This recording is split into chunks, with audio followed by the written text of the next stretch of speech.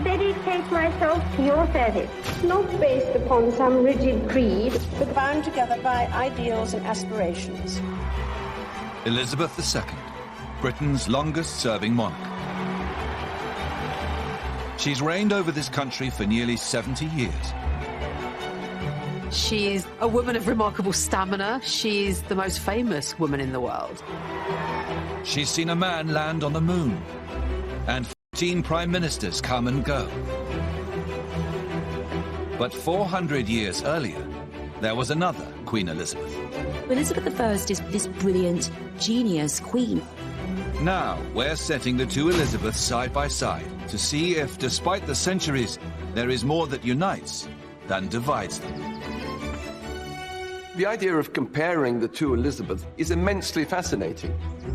It might look on the surface that they have nothing in common, but when you dig a little deeper, the story becomes even more extraordinary. In the second part of this series, we discover how both Elizabeth's reigns are changed with the arrival of two extraordinary women. Both Mary Queen of Scots and Princess Diana take our two queens on difficult journeys. In fact, there are an awful lot of parallels, almost a magical quality to them. We uncover remarkable similarities. This letter is astonishing. Once upon a time, they were best friends. Now they are mortal rivals. And reveal how these young women both threaten to destroy the reigns of two of our greatest monarchs.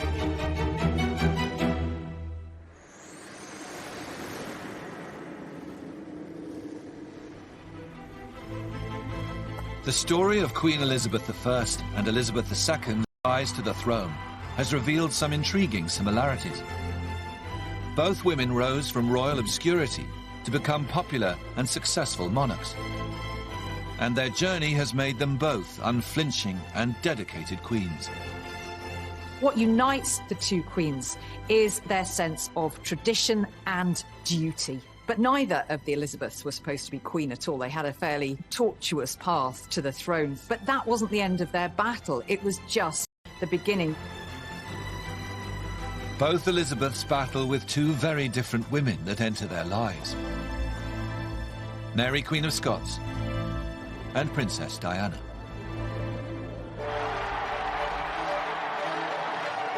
In 1981, Elizabeth II's eldest son and heir to the throne, Prince Charles, marries the 20-year-old Lady Diana. The Queen has gained a very special new member of her family. The whole world was transfixed by this dazzling young woman coming in, livening up, frankly, the slightly boring old British monarchy. It's a huge moment in society. The wedding, it's gigantic. It's much bigger than the Queen's wedding. The millions and millions watching it. The millions of girls getting married in exactly the same dress with exactly the same hair. The Queen is thrilled to see such a rapturous welcome for her new daughter-in-law. She believes Diana has all the makings of a perfect princess. Although she was very young, she came from a very aristocratic dynasty. The Spencers go way back in history. And of course her father had been a query to the Queen. She knew the royal family really from childhood. Diana was the virgin bride that her son, Prince Charles, needed in order to provide an heir and settle the future succession. So Diana was seen as the great hope of the royal family. And the perfect match quickly bears fruit. Diana produced very, very quickly, giving birth to William within a year and then shortly afterwards to Prince Harry. So she had the heir, she had the spare heir, she had absolutely fulfilled her wifely duty as the Queen saw it. 400 years earlier, Elizabeth I learns of a new arrival into her royal circle.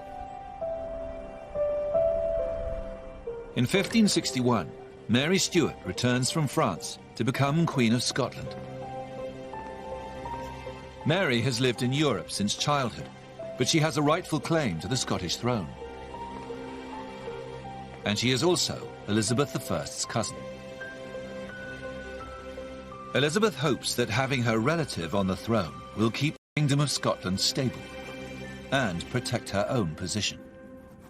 Elizabeth I believed that Mary, Queen of Scots, was the legitimate sovereign of Scotland and therefore should be restored to her throne, and that they did have that kind of common purpose as queens. Mary quite often writes to her as my cousin and my sister. There is at least one letter from Elizabeth where she writes to Mary saying, "I am thinking of you as a mother doth." Elizabeth is relieved that Mary has been warmly accepted by her Scottish subjects. In fact, Mary is making a big impression. She is a Tudor fairy tale. Mary, Queen of Scots, had a real charisma about her. The whole of Europe's fascinated by her. When she comes back to take her throne, Scotland is overwhelmed. The hysteria to see her. She is like the Diana of her day. Diana is this megawatt, this celebrity. You know, people are obsessed by her, and the press go wild for her. In 1984, Queen Elizabeth II opens Parliament, and her new daughter-in-law, Diana, attends the ceremony. But she rapidly becomes a distraction from important royal business. So the Queen here descending from the state carriage with Princess Diana by her side, but more of the world's attention is focused on the princess rather than the monarch. Why? Well, because of how Princess Diana has chosen to style herself. She has this incredibly new hairstyle, very unlike anything she's worn before. Almost a natural magnetism that she seems to have, drawing the eye of the camera. This is all about the state opening of Parliament. It's the Queen that should be the centre, not the princess. On the following morning, the press are not focused on the political agenda. They're not even focused on Elizabeth II. All of these headlines about Diana's striking hairstyle, it was Diana that was the sort of centre of attention. The Queen was furious. Diana's celebrity is starting to overshadow matters of the crown. And Elizabeth I is also becoming concerned about Mary's rapidly growing popularity. She asks to see a portrait of the beautiful Scottish monarch.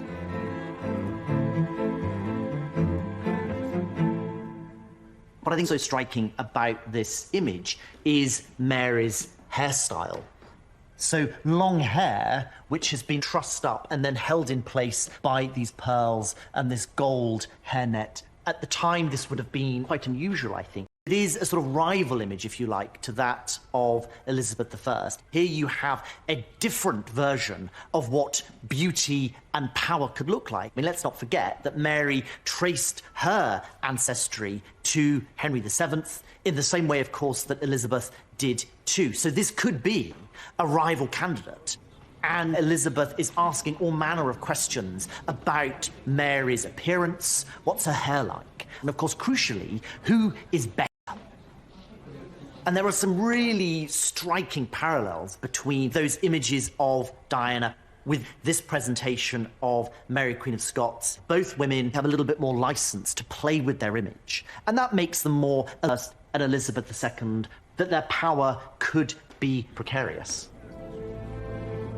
In a short space of time, it's becoming clear to Elizabeth I and II that the attention Mary and Diana are drawing might not be such good news.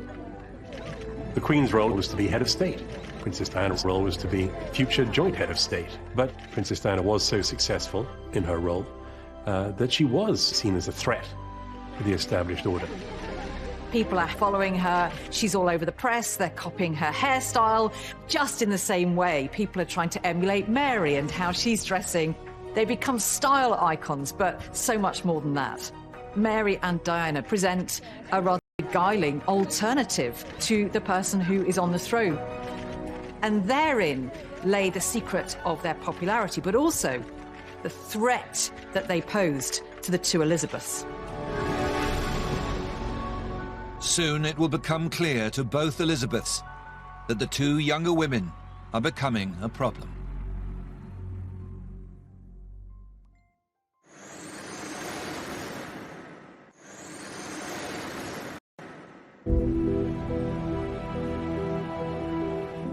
Elizabeth I and Elizabeth II both placed the importance of the crown before anything else. But now, the presence of two young female relatives, Mary Queen of Scots and Princess Diana, is beginning to have an impact on the popularity of the monarchy. The proximity of these glamorous fairy tale figures, this romantic alternative model of monarchy, is going to present them with some of their most testing times. Just a few years after entering the royal circle, it appears that Mary and Diana may not be the fairy tale our Elizabeths had hoped for. And the situation soon becomes more problematic when both Diana's and Mary's marriages start to go wrong. The controversial fallout of Mary and Diana's marriages really brings trouble to the door of both queens. Elizabeth can't ignore the situation that is unfolding in Scotland. And of course, Elizabeth II is completely unable to just sit back and watch this disaster unfold before her eyes. In 1986, Elizabeth II receives Princess Diana for a chat behind closed doors. Diana has discovered evidence that Prince Charles is having an affair. For Princess Diana, there was a hope that somehow the Queen would intervene to make things okay in her marriage again between two strong women. There was a certain school of traditional royal thought that Diana should stop being silly. For Elizabeth, there is only one thing for Diana to do: put a lid on her marital problems and protect the reputation of the House of Windsor and the monarchy. Elizabeth II is a personally, as well as professionally, religious woman who in her childhood was scarred by her uncle's abdication to marry a divorced woman. So everything in Queen Elizabeth's background steers her towards the sanctity of marriage. And certainly she'd have seen marriage as something to be worked on and subservient to preserving the future of the throne. But Diana wasn't made like that. Diana was angry. Diana was defiant. She thought, the heck with this. I am not going to be swept under the carpet. Centuries before, Elizabeth I is disappointed to find out that Mary, Queen of Scots, has ended up in a troubled marriage of her own. Mary has chosen to marry a powerful English nobleman called Lord Darnley. Very early in Mary's reign, she married Henry Lord Darnley. Now, it was a love match for her. She fell head over heels. But Darnley was unsuitable in every single way as a consort. He was hot-headed, arrogant. He was actually quite a cruel man. So the marriage became absolutely toxic.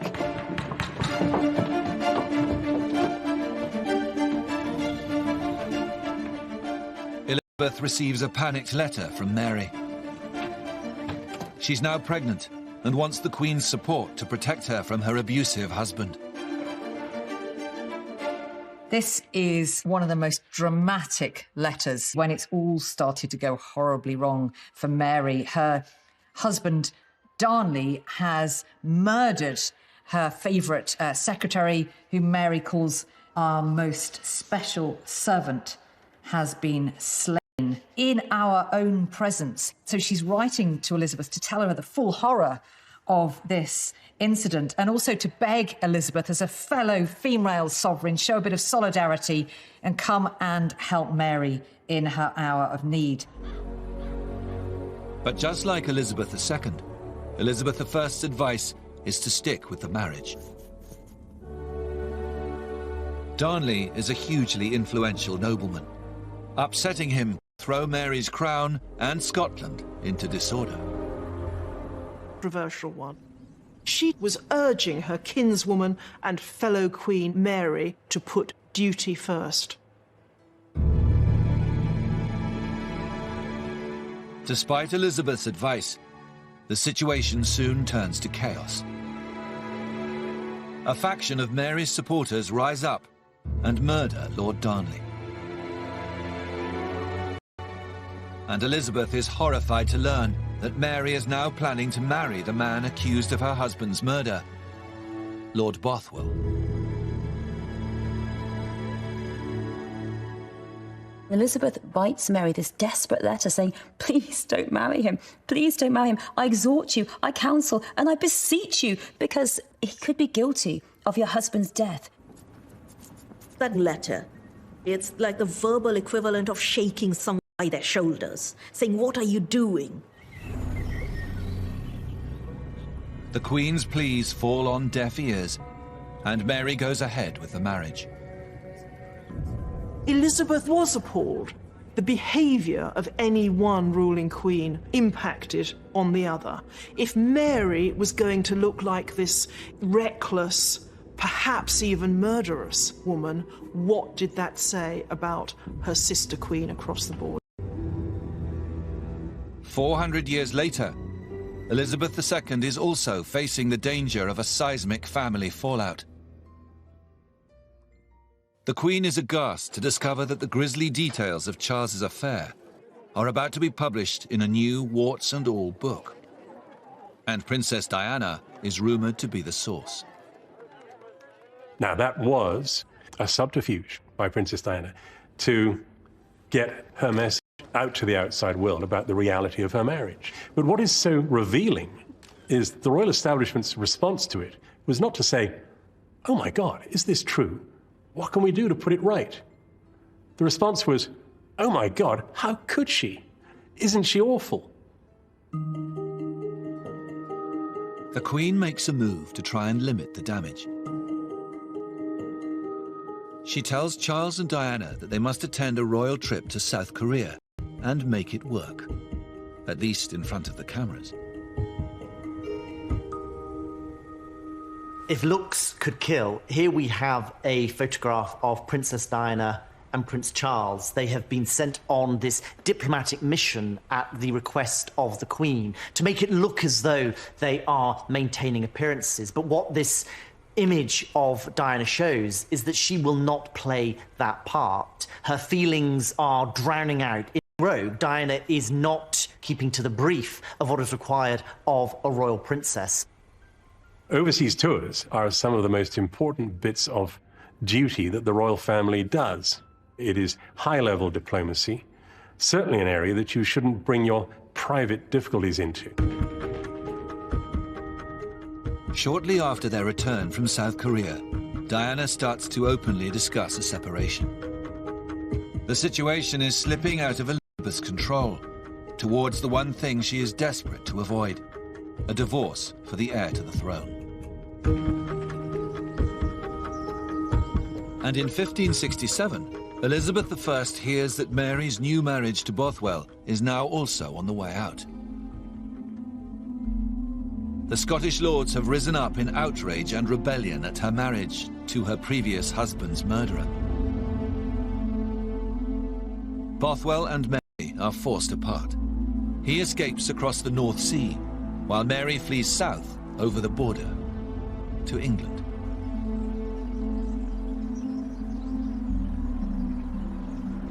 She comes to England to seek sanctuary and also to get Elizabeth's help to restore her to the Scottish throne. But when Elizabeth learns of Mary's presence in her country, it quickly becomes clear that the Scottish throne is the least of her worries. Mary's religious background makes her an attractive prospect for some very powerful factions.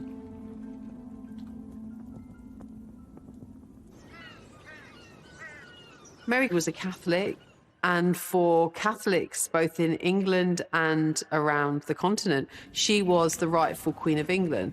For Catholics, it was outrageous that Elizabeth was on the throne. They want Mary on the English throne because they know that she would restore Catholicism, the religion that Elizabeth's father had effectively got rid of.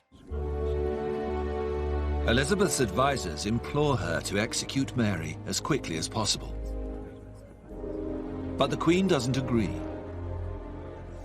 She fears that if she kills her cousin and fellow queen, it could set a very dangerous precedent. Elizabeth is in this double bind. If she doesn't kill Mary, Queen of Scots, the danger carries on. If she does, it makes possible the end of her own reign by also dramatic means. Elizabeth resolves to keep Mary under house arrest. But soon, the Queen can see that imprisoning her has only increased Mary's status as a romantic icon. The sympathy Mary, Queen of Scots gets, even after she's left her throne, even when she's made marriages that seem very unwise, there's this huge amount of passion and sympathy. She's seen as this tragic queen. Both Diana and Mary really, I think, surprise the queens about how much sympathy they get. With Charles and Diana now living apart, and evidence in the press that Diana has also been having affairs, Elizabeth II is perturbed to discover that public support for the princess is only growing. It really was, Diana, we love you, we're with you, we're behind you. And it must have puzzled the Queen, you know, why that someone who, in her terms, was breaking the rules, was doing what wasn't right, should be the one who garnered this massive international outpouring of sympathy. Later that year, the fallout from the Diana saga literally hits home for the Queen. A fire rips through Elizabeth's beloved childhood home, Windsor Castle, destroying countless historic rooms. But the public's reaction to the disaster is surprisingly unsympathetic. It wasn't just accepted that the people would help to pay for the repair of this symbol of royal authority. It is very remarkable for a monarchist paper like the Daily Mail to be saying that no, the nation didn't want to pay for the repairs to the Queen's home. Why should a hard-pressed ordinary people be footing the bill? In the words of one of my more sympathetic correspondents, it has turned out to be an annus horribilis. There was a backlash that she now faced from her people. They were beginning to question the monarchy, and particularly question how much the monarchy should be financially supported. I'm not sure that would have happened without Diana. In the face of an increasing threat, both queens react by cutting off communication completely. Elizabeth II makes it known she will never meet Diana in private again. And Elizabeth I resolves that she will never meet her cousin Mary. But both queens will soon learn that avoidance will only make things much worse.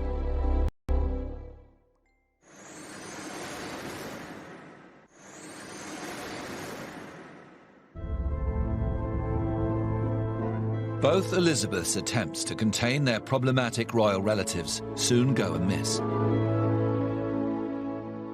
Elizabeth I discovers that White her and take the throne. And Elizabeth II faces a rebellion of her own when Princess Diana agrees to a television interview at the demise of her marriage.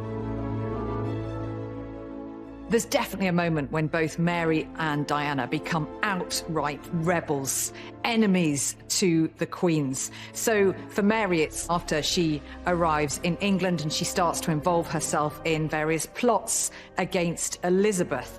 And for Diana, it's when she goes public. And that is striking a killer blow. In 1995, Diana sits down with the BBC's Martin Bashir and spills all the personal details about her failed royal marriage to an audience of 22 million people. That panorama broadcast was a declaration of war, and it was accepted as such by the Queen and the House of Windsor. Shortly after, the Queen writes to Charles and Diana instructing them to divorce. And in a shock move, she also demands that as part of the deal, Diana will lose her title. The stripping of the HRH from Diana, I see as a rare instance of spite on the part of Elizabeth II.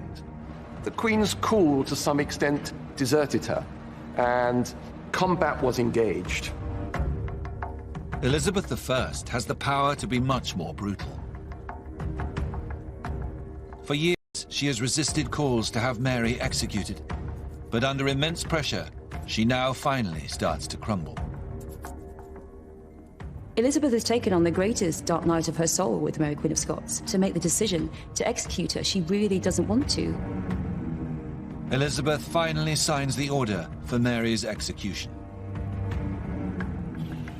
But she almost immediately regrets her decision and calls it back.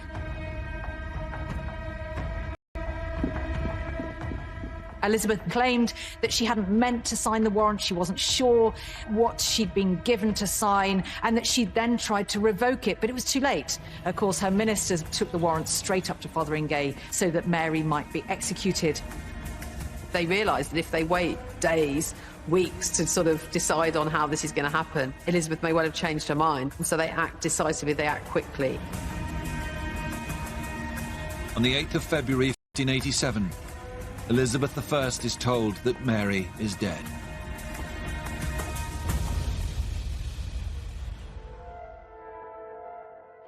This is what's left of the Mercedes in which the Princess of Wales and the hours of the 31st of August 1997, Queen Elizabeth II is woken with her own terrible news.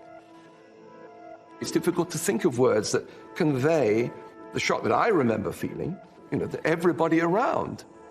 Just total consternation. All the imagery of it, a tunnel in Paris. As the shocking news spreads around the globe of Princess Diana's death, the Queen, who is staying at Balmoral, seems to freeze. In the morning, the family attends their private church, but something is missing from the summon. The service in the local church lasted an hour, but not once was the princess mentioned by name. There were prayers said for Charles, for Diana's sons, but not for Diana herself. And I think everyone felt that, however correct that was in terms of etiquette, people felt that the rules were being placed above the real emotion. After the service, the Queen returns to Balmoral without acknowledging the hordes of press waiting for a statement. Over the next few days, public figures from across the world pay tribute to Diana. She was the people's princess. And that's how she will stay, how she will remain. In our hearts and in our memories. But the Queen remains silent.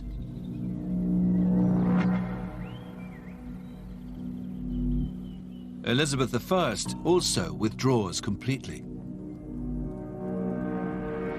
There are accounts of Elizabeth sinking into bouts of depression just by the sheer kind of emotional anguish that comes from that event. She's having nightmares afterwards, being really angst-ridden about it. As the news of Mary's death spreads, there is a flood of public sympathy for the tragic Queen. There was a real outpouring of grief. Even those loyal to Elizabeth felt shocked that Mary had at last been put to death. In a sense, Mary's death makes her even more of a threat to Elizabeth, if that's possible, because now she's not just a Catholic figurehead, she's a Catholic martyr. And now people are going to do all sorts of things in her name. The ordinary people, no matter what had happened, the fact that she was painted to them in the most dreadful lights, they still loved her. Mary, Queen of Scots, was the queen of people's hearts. She really was. There was a quite staggering outpouring of grief. Kensington Gardens, myself, on my way home from work, and you could hear the crying. It was as if people had lost a member of their family. The crowds gather around Buckingham Palace, looking and waiting for a sign from their Queen. Even a single candle in a window, a bagpiper playing a lament, would have been all it took to show that the monarchy had registered this event. But the failure to show, even in a small way, that they recognized the depth of people's feeling, I think, was the most damaging and avoidable mistake. After 5 days of deafening silence from the Queen, all over Britain, grief turns to anger. The horror, the shock at Diana's death, this young mother dying in this horrific situation, a lot of that becomes really channeled towards the Queen.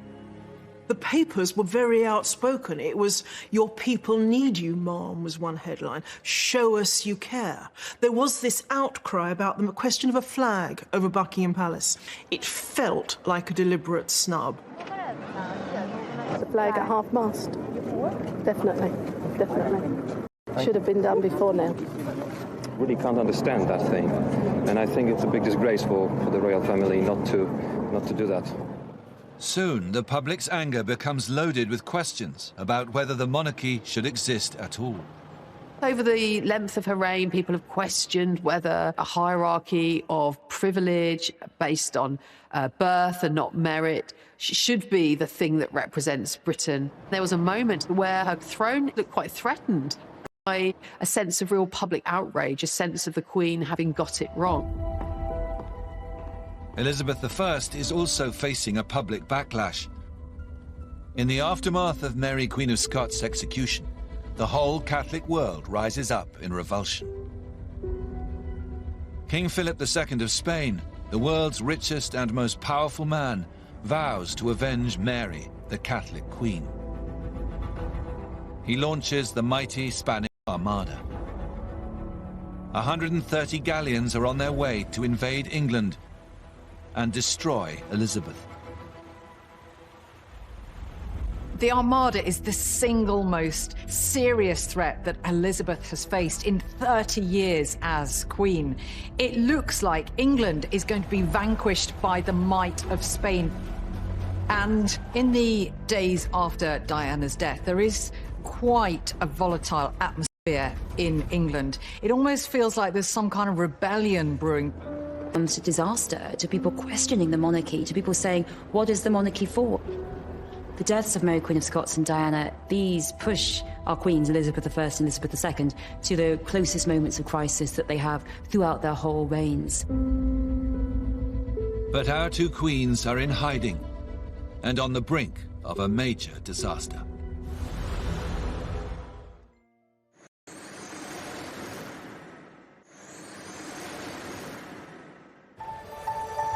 Elizabeth I and Elizabeth II both make the same bold decision. Faced with a dangerous crisis that could topple them from the throne, they prepare to face the fallout of Diana and Mary's deaths head-on by addressing their people directly. Both women here are facing turning points and to step forward with the same challenge facing them. With a Spanish invasion force of 30,000 troops gathering across the English Channel, Elizabeth I tells her advisors that she will ride down to the south coast and personally address her troops. Elizabeth chose this moment with the Armada just off England's shores to ride out into danger. She doesn't want to be seen to be in an ivory tower, sort of holed away in one of her palaces, distant from her people as they're facing this threat. On the 9th of August, 1588, Queen Elizabeth I arrives on the south coast and prepares to address her troops. Queen Elizabeth I's Tilbury speech is her answer to every threat that there's ever been to her as the female Protestant queen, that Catholic Europe will come for you. I have come among you now as your queen. That's how she begins her speech. She is among her people. She isn't creating this traditional distance between the monarch and their subject. How extraordinary to be there watching your queen, speaking to you, this woman of bravery and courage. And she says, I know I have the body but of a weak and feeble woman, but I have the heart and stomach of a king, and of a king of England too. That very neat balance between the body of a feeble woman and the heart and stomach of a king, which admits her weaknesses, but then transcends them really effectively so that you forget about them. She's there, she's ready to stand and fight shoulder to shoulder with her army. And she makes it very, very clear that she is devoted to England. This is Elizabeth's great speech at the time of crisis, very like that moment when Elizabeth II addressed the nation at her great moment of crisis, Diana's death. With the anger over Diana's death now threatening to take down the entire institution of the monarchy, the Queen decides that the time has come for her to speak directly to the nation. This is the greatest moment of crisis in her reign. She has to get back the public affection. There is this anger against her. If she got this one wrong, it would be another nail in the coffin of the monarchy. And the Queen is the only one who can save it. Everything's riding on this one public TV address. The day before Princess Diana's funeral, Queen Elizabeth II finally arrives at Buckingham Palace and heads to the live broadcast room. There is a huge amount of pressure on the Queen at this moment. If she comes across as in any way aloof, then really there are going to be disastrous consequences. What I say to you now, as your Queen and as a grandmother, I say from my heart. First, I want to pay tribute to Diana myself. She was an exceptional and gifted human being. In good times and bad, she never lost her capacity to smile and laugh. She tries to reduce that very traditional distance between herself and her people. And now she shows herself to have a much more human, even vulnerable side. I, for one, believe there are lessons to be drawn from her life and from the extraordinary and moving reaction to her death. I share in your determination to cherish her memory. Showing feeling for Diana, showing feeling for the people. This is something she has never done in all her many, many years on the throne. That speech turns everything around. She sounded very sincere, and she looked as though she was very moved, and I think that will satisfy everyone. I thought it was a grandmother speaking and not a queen. I was quite moved by it. I thought she said everything she should have said. Can't think of anything that she left out at all. It's one of those moments when you can feel history turning, and the lump comes to the throat, and suddenly all is right again. It is an extraordinary comparison across the centuries between two women who both managed to sway the course of history through what they say to their people. Just a day after Queen Elizabeth I delivers her speech at Tilbury, she is told of incredible news. Sir Francis Drake and the English Royal Navy have scattered the Spanish Armada. Elizabeth has defeated the mighty power of Spain. There's a wonderful portrait of Elizabeth I called the Armada Portrait, and it's particularly wonderful because of the aura of power that it seems to possess. This portrait has Elizabeth with her long white hand on the globe as the mistress of the world, and beyond you look out onto the sea where the Spanish ships are burning. And that's such a fantastic encapsulation of Elizabeth as Gloriana, as the Queen of England. In the years that follow the Diana crisis, Queen Elizabeth II's popularity also goes from strength to strength. As she continues to carry out her duties with unwavering dedication, she's also managed to have a little fun along the way. Elizabeth II commands great affection and respect, whether people are great monarchists or republicans. And whatever comes next, her reign will define the monarchy in a way, I think, that will never be repeated. It is perhaps the last of its kind. We have seen how Elizabeth I and II share some remarkable similarities, both coming from royal obscurity to win over doubters and strengthen their nation's position in the world.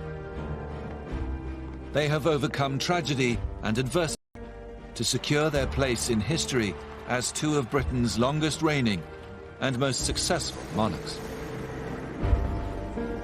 Elizabethan England, that was a great age for our country. Francis Drake, Walter Raleigh, Shakespeare. I think we can rightly take pride in that, and it wouldn't have worked like that if she'd been a different sort of woman. Elizabeth II, driven by the same mental fortitude, the same sense of duty, in a totally different age, she has triumphed as well. This woman has made the second Elizabethan age come true. She's given real meaning to it for people. And, as you see, made us feel quite emotional about it. These two queens, Elizabeth I and Elizabeth II, really confirm that queens do it better.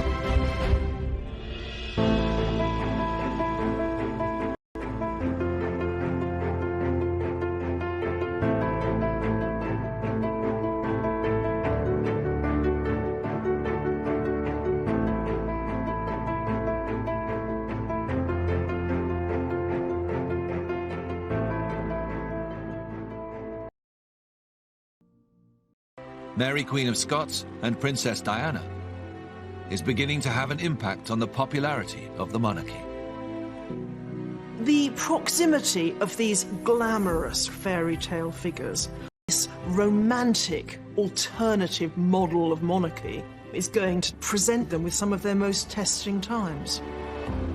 Just a few years after entering the royal circle, it appears that Mary and Diana may not be the fairy tale our Elizabeths had hoped for. And the situation soon becomes more problematic when both Diana's and Mary's marriages start to go wrong. The controversial fallout of Mary and Diana's marriages really brings trouble to the door of both queens. Elizabeth can't ignore the situation that is unfolding in Scotland. And of course, Elizabeth II is completely unable to just sit back and watch this disaster unfold before her eyes. In 1986,